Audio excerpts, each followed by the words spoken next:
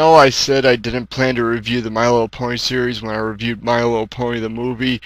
The truth is, I reviewed the movie because I had seen so many people make supposed reviews that were really just bash fests that I wanted to actually walk through the movie and have an honest look at what they did right and what they did wrong.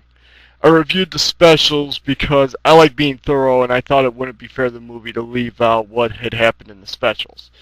Basically, I had an ulterior motive for reviewing the movie and the specials, and that didn't extend to the series. Well, now I have reasons to review the series, so here we go.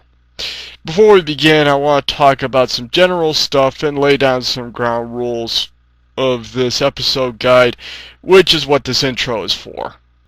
First, I am a fan of the series, and I have been for a long time. I was born in the fall of 1984, so I wasn't quite 3 when the show completed its initial run. However, it did air on the Disney Channel in the early to mid-90s when I watched the series, and I became a fan back then. So if you're looking for one of those stupid bash reviews, look somewhere else. Second, although I am a fan of this series, there are some episodes that are just god-awful and I will be ripping to shreds. The Glass Princess is an abomination. The end of Flutter Valley is more than twice as long as it has to be.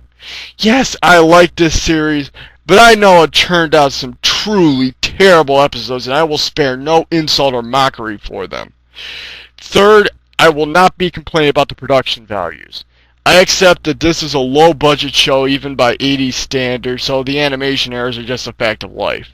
I might joke about them, but I don't hold them against the series or any particular episode. Well, most episodes. I want to concentrate more on what really matters, which is the story and characters. Fourth, I will not be doing these in order. I will pick a story arc and review it. The only things I might do in order are the standalone episodes, which I intend to do in groups of 3.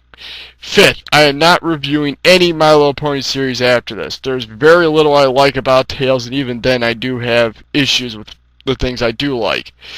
I'm not touching G3 with a 10-foot pole, especially G3.5 or the Newborn Cuties.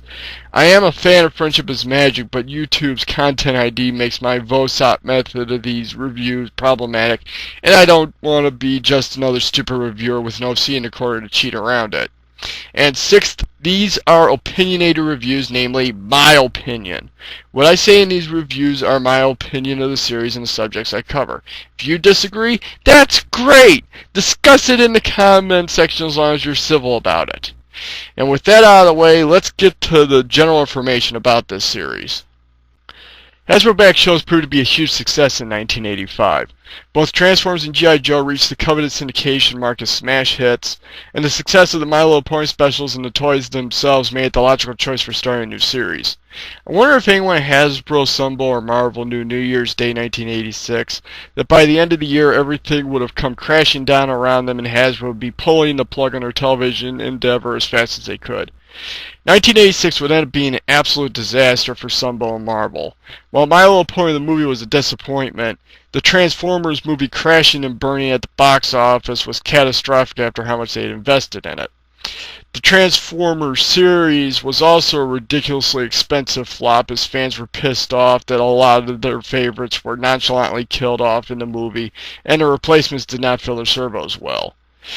The new characters and direction of G.I. Joe also went over like a lead balloon with fans. Both shows would end up being cut short this year. In fact, Hasbro decided to get out of the animation business completely after the debacle, even getting rid of the Toei animated sequences of their commercials. However, we're here to talk about the My Little Pony and Friends series, which was one of the few bright spots in this very dark year. And really, it met with success despite how it was treated by the companies involved. The show is extremely low budget with Toei's cheapest animation teams assigned to it, and a lot of the bigger names of the specials and movie didn't return for the series. My Little Pony didn't even have the series to itself. 3 other brands the studio figured could never carry their own series were tied in with it. However, it managed to not enrage the fans, so it was allowed to complete its first 50-episode season in peace and make 15 more episodes the following year to get up to the syndication mark.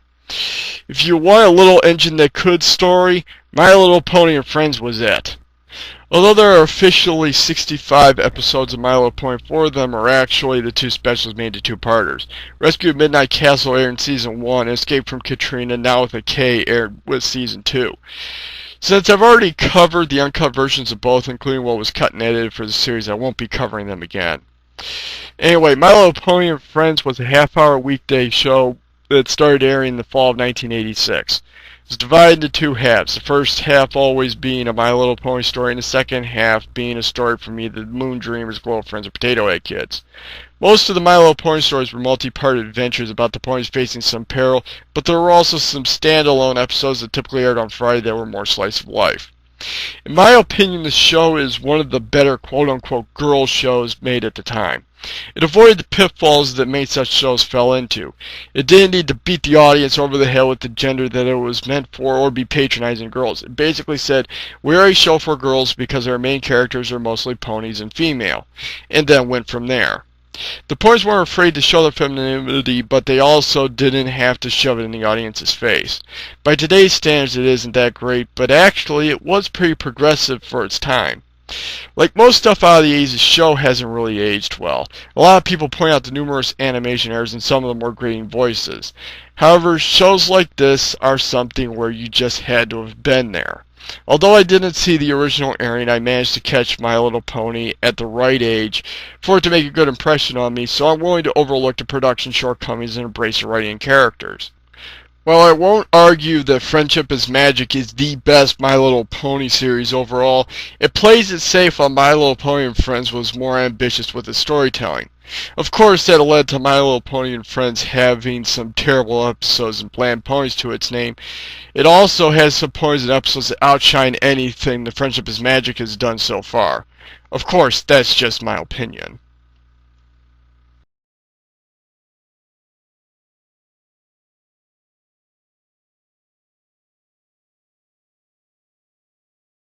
We can fly faster and higher than you can!